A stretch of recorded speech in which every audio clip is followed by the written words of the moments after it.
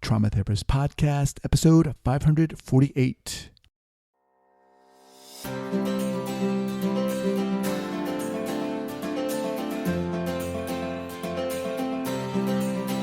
All right, welcome back to the Trauma Therapist Podcast. My name is Guy McPherson.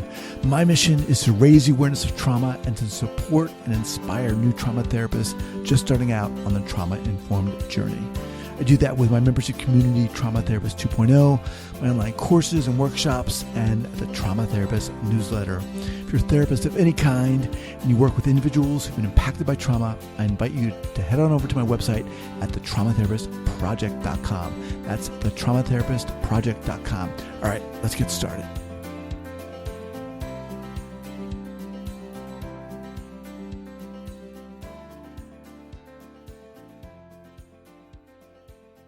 All right, folks, welcome back to the Trauma Therapist Podcast. Very excited to have as my guest today, Ellie Weinstein. Ellie, welcome. Thank you for having me. Super excited to be here. All right, man.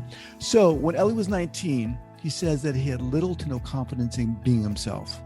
While studying abroad, he took a Dale Carnegie course about public speaking and self-esteem building.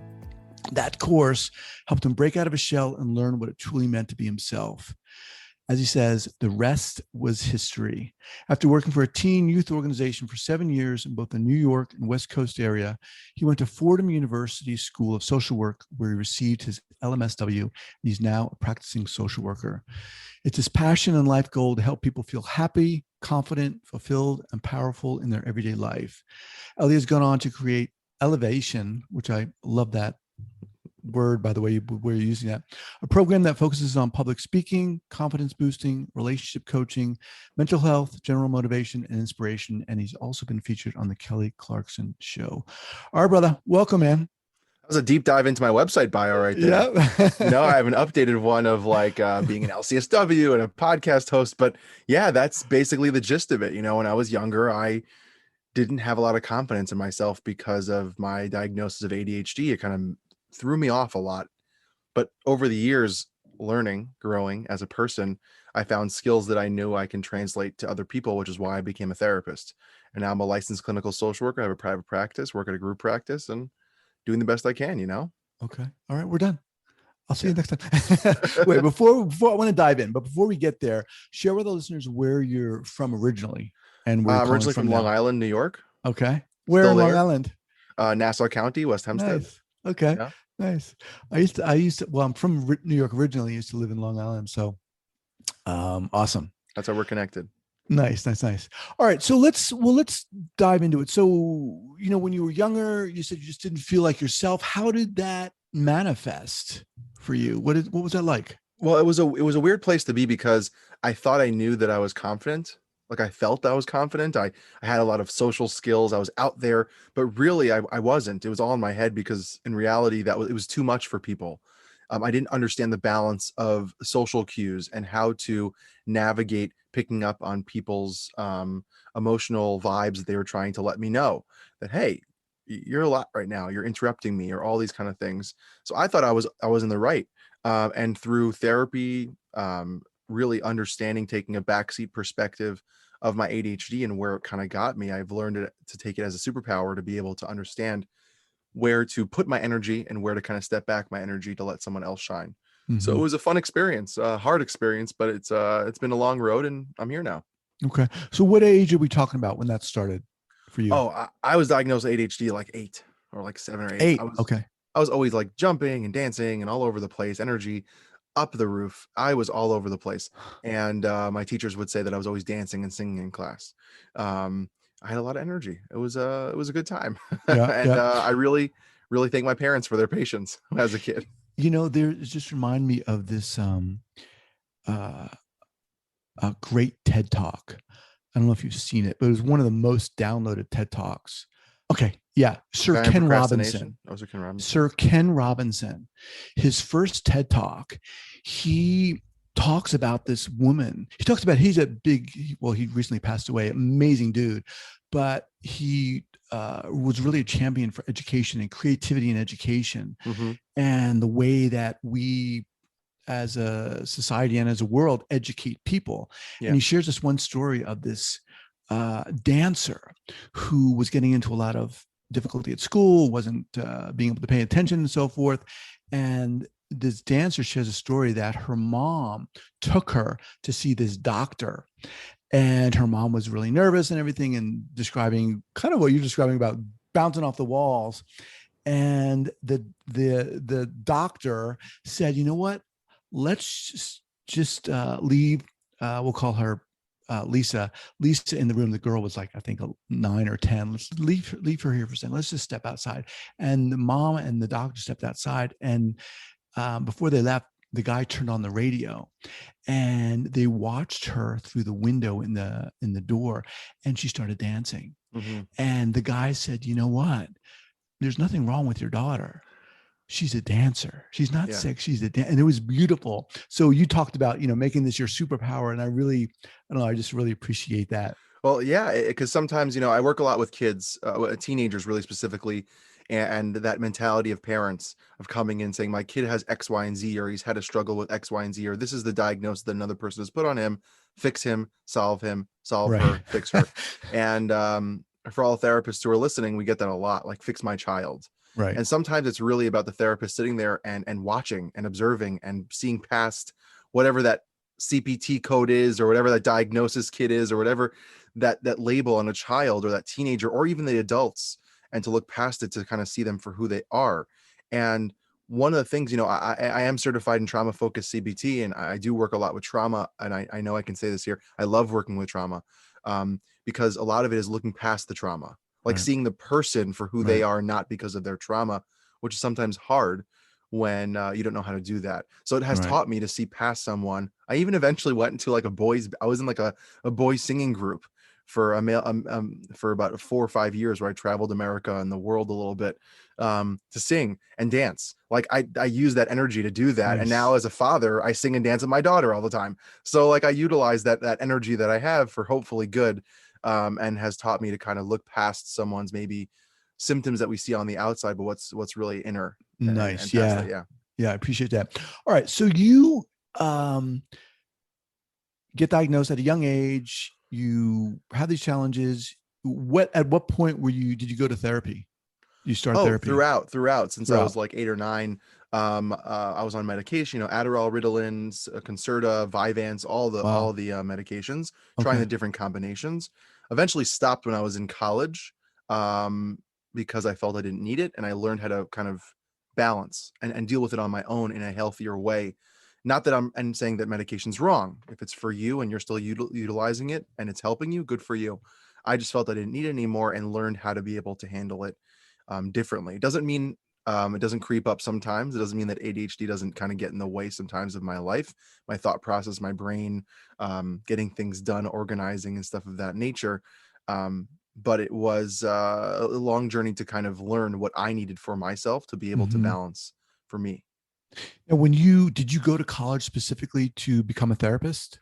I went to undergrad at Touro University just for majoring in psychology, but eventually went to Fordham grad school specifically to be a social worker. Yeah, an LCSW. Okay. To eventually get my LCSW. Okay. Now talk us through how things unfold such that you wanted to work with kids and realize that. So I don't specifically work with kids. I like to work with teenagers and young adults. Okay. Kids scare me. Even though I love children and I'm a parent myself, I struggle with my skills being able to, I'm not certified in play therapy and all those other kind of therapy styles. So I'm not really well versed and don't have the confidence to deal with younger children. Okay. I apologize. I misspoke. No, it's fine. Teens. Yeah. But in a non-therapeutic sense, I'm great with kids. I'm fun. I sit down and I play, I connect on their level, but as a therapist, I don't have that same feeling. But definitely with teens and young adults, it's funny, when I was in grad school and people would ask me, what do you want to be your specialty? Like, what do you want to go into? And I said, trauma is part of it, relationships. And I love doing marriage and relationship work. And I also love teens and young adults. And they all they're like, what is wrong with this guy? Teens, who wants to work with teens? And I love working with teens because it's such an iconic time in someone's life to learn skills to help them for their future. As parents, that's what we're doing. We're educating for our kids to be adults. Right. So as a therapist, to be able to be there with them as an objective, healthy role model, a healthy viewpoint, a healthy mindset to help them kind of grow on that journey is something that I find is an unbelievable experience and an honor for me. It's not so easy, but it's very hard at times. But it is an experience that I love. And same thing for young adults, like that college age kind of maturity level to be able to go further in their life. Mm-hmm. How long have you been doing that? Working with teens specifically? 5 years or so. Okay. As a therapist, around 5 years. I worked at a youth organization where I was part of a team where I would run events. It was a religious organization, run events and kind of things in that nature to kind of give teenagers a safe space to go, to feel comfortable, to have social settings for about 7 years. Yeah, it was fun times, but that wasn't as a therapist. That was just a side job or a hustle kind of thing that I So did. you've been doing this for a while. Yeah. 5 years is a good chunk of time. Share with us, Ellie, if you can, a gold nugget of what you've learned in working with teens. For example, maybe you started off thinking, all right, I'm going to do this or be this way, and now you realized, something else. I definitely, the two things that I've learned is that I have to let the teenager kind of set the pace. Because a lot of times parents and educators are trying to force or push a certain narrative for what they want the teens to do. And therapy is supposed to be a comfortable zone where they feel that they have the power in the relationship to be able to make them feel comfortable. So really it's about letting them lead. It's letting them kind of, instead of me as a young therapist, I used to like jump in and try to talk and try to get them and push them and, shape them and whatever words you want to use to kind of get them to talking. But really I had to kind of take a step back and wait to give them that space to be able to join in the process and buy in to the therapy process. The second thing is really how to handle parents. And that's a hard thing that is part of working with teens is parents, and how to balance that parent kind of style of being able to sometimes bring the parent in or to do parent individual sessions on parenting, because sometimes that can be part of the problem or the issue for the teenager. And the third thing I would say is don't try to be cool or hip. Like that doesn't work. They see right through that garbage. They see right through all the words you're trying to use and the lingo you're trying to figure out. Just be yourself and be as authentic, because that matters to teenagers a lot more. Whether they call you a weirdo or a nerd or you're old or whatever word they might use to joke around and make fun, but don't try to be something you're not, because teenagers are so amazing at reading past that, seeing right through you, and you're going to lose their respect. Was that a mistake you made when you were starting out? No, I just something I've learned, the lessons I've learned over the years of working teens. It's like as my position when I was in the youth organization, I was higher up in the youth organization. I would train the advisors, the volunteers, the college kids who were helping with the teenagers. And I would notice that they would, and I did this also when I first started, I would dress a certain way and act a certain way and talk a certain way. And sometimes when you just threw all that away and you just connected with a teenager and just talked to them like a person, talk to them like an adult, talk to them like a grown-up and not like a baby. And I've gotten that a lot, where I've had teenagers, when they come to therapy, they say like, don't do X, Y, and Z. My last therapist literally gave me handouts for children. Like I'm not a child. I'm a teenager. I'm smarter than that. I'm more mature than that. And sometimes it's really about seeing past their age and looking at them as something a lot more than what their age really does tend to show.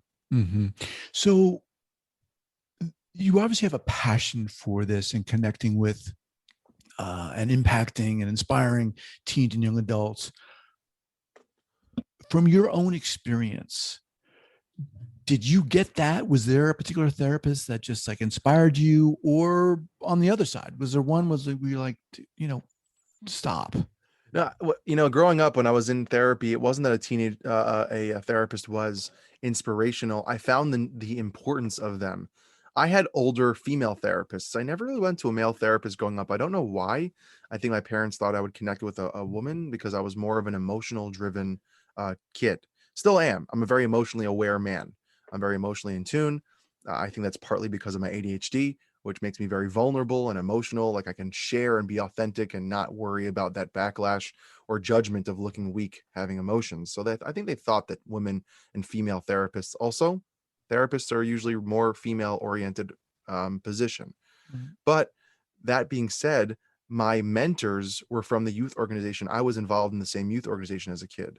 So my mentors and the people I looked up to, the male figures in my life, I said to myself, I want to be that for someone else. I want to be able to give that person to look up to and to kind of have that person to talk to rely on. So that's why I got involved in the youth organization, which gave me my passion for wanting to be a licensed personality, a licensed person to help them actually with practical, real research-based tools than just a nice, deep, meaningful conversation or a chit chat or a hangout. I wanted something deeper and actually more real changing than just the surface. Nice, nice. So elevation, Yeah. how did that come about? What is it? Well, it started because of when I was a licensed master social worker in LMSW, I couldn't have a private practice. So I didn't have someone to supervise me, legal things and all that kind of jargon that we get into as therapists. So I wanted to find a way to reach people to create a more digestible and approachable mental health. So I created ELIvation as an Instagram account. Um, I think my friend, his name is Neil. He said, "Oh, that'd be such a cute name, Elevate, ELIvation. Oh, great!" And he's the one who came up with the name. Shout out to him. And so, Ellie, yeah, elevation. Yeah. Ellie ELIvation. Oh, that's so great. And so I started the Instagram account, and little by little, just posting real things about mental health, about honesty about mental health, authentic mental health, and kind of getting into the role of what the modern therapist is today, which is more out there on social media, talking about things on social media. And now my handle is Ellie Weinstein _ LCSW, because now I'm an LCSW. And I made the website to be a place to kind of find for speaking engagements and that kind of stuff. And it's going to be part of my new website. It's going to be a piece of my more professional website, but it is something that I'm passionate about speaking to teenagers and to college campuses and at companies and organizations about approachable, digestible mental health, so that it's not all the jargon and the big words that therapists like to use, but Mhm. something that's actually attainable, that the people can understand and connect with and hopefully grow from. And we'll see what happens with it. Mhm. Well, that's a good point you're making, and an interesting topic in terms of, you know, uh, kind of a shift that's happening with mental health. Yeah. I'm thinking of Naomi Osaka, who the famous tennis player, and Yeah. her, and there are countless other examples of be they sports figures or even with Bruce Perry and Oprah's book, Yeah. right? Huge things are becoming much more publicized and out in the open. What's your take on this shift and Well, how it's happening? What does it look like to you? Well, I personally love it because as someone who has, mental health diagnosis in the past and currently struggles with ADHD and sometimes anxiety like everyone else, I think it's important for to see people that look like they have it all together, that look like they're perfection in the world, in the eyes of the world, whether it's Oprah, whether it's athletes like Kevin Love or DeMar DeRozan on the Spurs, and even Naomi Osaka and all these other players who look like, because they have money and success, that they don't have problems, they don't have Right. mental health struggles, but that they do. Because we, as regular quote unquote humans, need to understand that it happens to everyone. I think the numbers right now of the statistics, I think it's 1 in 6 people in your vicinity, or you might know, 1 in 6 people struggle with mental health. There are billions of people on this earth. That's a Right. massive number. So to create more normalization and taking away the stigma and talking about it more, and Bruce Perry, who is one of my books that I love, the books that I love to read is him, and Oprah, to do that is something that is now a new thing. And therapists on social media talking more about mental health, having more access to mental health ideas, topics, tips, and tools. And then if Mhm. you like that, getting in touch with that therapist and hopefully getting services by them is something that is not as the older generation of therapists did. And not that they Right. weren't successful, but it's now a newer thing that I think is just making it more approachable and accessible, which I think is needed. Right. And you talked about just being real and being authentic. Do you see your mission as that within the context of working with teens and young adults, or what? No, I think that's part of it. I think being authentic and real is just what it means to be a better human. I think the more authentic and real we are with ourselves and the people around us, it makes us just good. It makes us great. It makes us wonderful because we don't look like we have it together. I think there was this time and an age of therapists being put on a pedestal of being gods and goddesses, being this, they have it all together and we Mm, don't. And I'm not saying that you need to divulge, and there has to be a balance of how much you share as a therapist on your social media platforms, how much you're sharing in your office. Of course, you need to create those boundaries and ethics that you live by.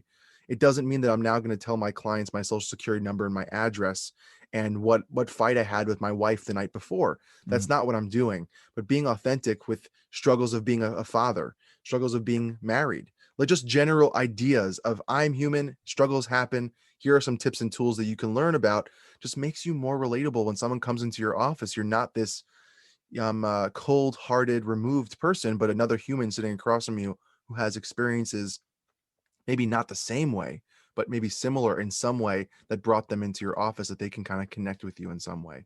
That's just mhm. my personal feeling. I don't know if it's right. I don't know if it's wrong, but I know that is the movement that is happening with the modern therapist it's coming out in the past 5 years or so. So, in terms of your quote unquote mission, that's part of it. What else is part of it, would you say? I really just want to have mental health in people's homes. My biggest thing in life, I have goals. I have about 6 titles of books I would like to write in the future, um, which hopefully that happens. I'm a terrible writer, which is why I have a podcast. But it's about kind of creating that place for people to have access to mental health and find someone that they can look up to, find a voice that they can connect to. Whether it's the Brene Brown of the next generation that's a male, because Brene Brown is changing the world on vulnerability and authenticity. And people look at her as this amazing human being who's doing so much for the world. And she is changing the world on showing up in a different way. I would like to, that my goal is to create that idea and be in people's homes when it comes to finding a healthy source of mental health tips, tools, and a role model for their life. Nice. I know it's a Nice. big deal. It's a big dream. It's a big dream. Well, it's as the saying goes, it takes one step. You start with one step, and you're certainly there. How the heck did Kelly Clarkson come about? I have no idea. I was literally sitting in my office. It was, I think, a Monday. I had a packed day on my schedule. My wife just got me AirPods, and I had my AirPods in, and I was, listening to music, typing notes, and all of a sudden my phone exploded. I got a LinkedIn message through my website, through I don't know, my phone, just every aspect or a way of social media. I was reached out to by the producers of Kelly Clarkson because they were doing a little piece on mental health and fatherhood.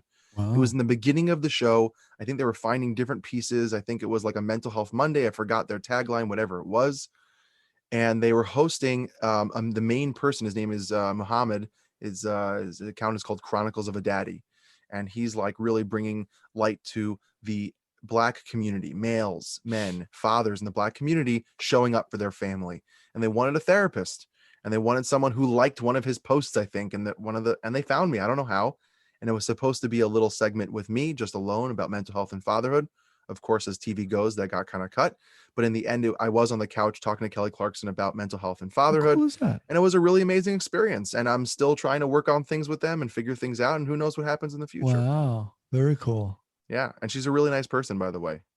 Very Really, cool. she's actually really nice. She gave me a big hug and she whispered in my Nice. ear, she says, "Thank you for moving all your clients for me," because I had to move my schedule around. Like, Oh, she actually noticed, and it was a great experience. good for you. Good for you. Well, look, man, you are one inspiring dude. Tell us about your podcast.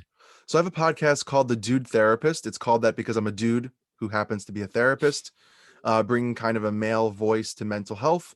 But I talk about all things across mental health and wellness and motivation. I have guests on. I have my own things, my own monologues. I've been doing it for about a year or so.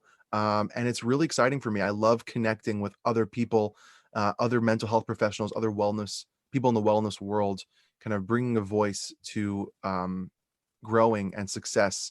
And it's really fun for me. It's a hobby of mine.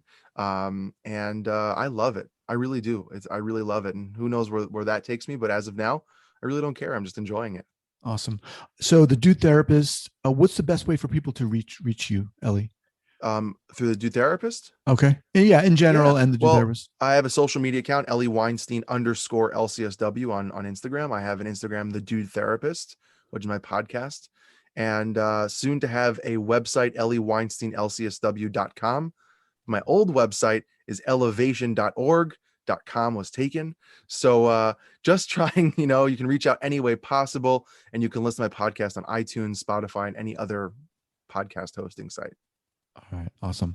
As we wind down here, how about a go-to book recommendation, whether therapy related or not? What do you got? So I have two of my favorite, I'll give you two of my favorite books. One of my favorite books is The Last Lecture by, I think his last name is Pouch. And he passed away. It's basically, he was a professor, I think in Pittsburgh, and he gave like a last talk that he wanted to enlighten and give his kids and his children and his students and his family like a last goodbye. I think there was a YouTube video about it, a speech, but the book is so moving. I read it every couple of years. As a father, as someone who tries to connect with my child, it is something that brings me to tears every time I read it, because it's so beautiful and moving, the lessons he learned and the things he wanted to impart for his kids that are actually valuable and meaningful. When it comes to therapy and mental health, I read a lot of nonfiction books. I love reading, and I would say the two moving books that I go to is Raised by Dogs by Bruce Perry is one of my favorite. Dr. Bruce Perry, one of my favorite books on trauma. The boy who was raised the as boy a raised dog. by a dog. Yeah, I always get that wrong. The Boy was Raised by a Dog, and I'm really into Brene Brown, just because it's such a simple, easy read, and it's something that you can connect to, and I just find her relatable. And of course, Bessel van der Kolk, When the Body Keeps a Score. So, but really, Dr. Perry, I can read anything by Dr. Perry. I love his book, Born for Love, as well. A wonderful, wonderful book. Awesome. Ellie, thank you, man. Check out the Dude Therapist, and congrats on getting to 50 episodes. Thank you. It's exciting. Very cool. Very cool. All right, brother, man, I really appreciate it. So once you get that new URL or website up, we can connect there, put everything on the show notes page. For sure. It's traumatherapistpodcast.com. Awesome, brother. All right, man. Take care. Thank you so much. All right.